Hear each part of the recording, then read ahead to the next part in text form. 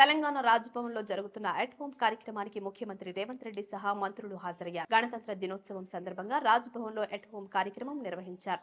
Governor Jishnu Dev Varma ఆహ్వానం మేరకు ఈ కార్యక్రమానికి సీఎంతో పాటు హైకోర్టు ప్రధాన న్యాయమూర్తి జస్టిస్ సుజయ్ పాల్, కేంద్ర బొగ్గు గనుల మంత్రి జి కిషన్ రెడ్డి, కన్హా శాంతివనం వ్యవస్థాపకులు కమలేష్ డి పటేల్, రాష్ట్ర కేబినెట్ మంత్రులు, పలువురు ఎంపీలు, ఎమ్మెల్యేలు, ఉన్నత అధికారులు, ఇతర ప్రముఖులు హాజరయ్యారు. గవర్నర్ ప్రతిభా పురస్కారాలు 2024 అవార్డులను గవర్నర్ జిష్ణుదేవ్ వర్మ సీఎం రేవంత్ రెడ్డి చేతుల మీదుగా అవార్డు గ్రహీతలకు అందించారు. పర్యావరణ పరిరక్షణ, దివ్యాంగ జన సంక్షేమం, క్రీడలు, ఆటలు, సంస్కృతి అనే 4 ముఖ్యమైన రంగాల్లో వ్యక్తులు, సంస్థలు చేసిన అత్యుత్తమ కృషి, స్వచ్ఛంద సేవకు గుర్తింపుగా అవార్డులను ఇస్తారు.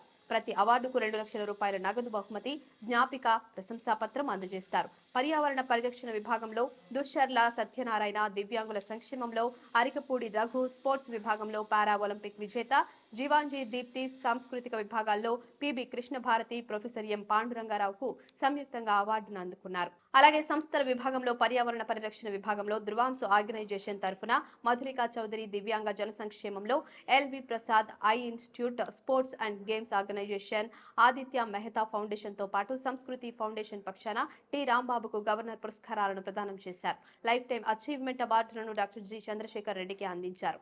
అనంతరం అవార్డు జ్యూరీ సభ్యులను గవర్నర్ సీఎం ప్రత్యేకంగా సన్మానించారు. తర్వాత గవర్నర్ ఆధ్వర్యంలో ఏర్పాటు చేసిన తేనెటి విందులో పాల్గొన్నారు. కాగా ప్రతి ఏడాది స్వాతంత్ర్య, గణతంత్ర దినోత్సవాలకు రాష్ట్రంలోని ప్రముఖులను గవర్నర్ రాజ్భవన్ కు ఆహ్వానించి తేనెటి విందు ఇవ్వడం ఆనవాయితీగా వస్తోంది.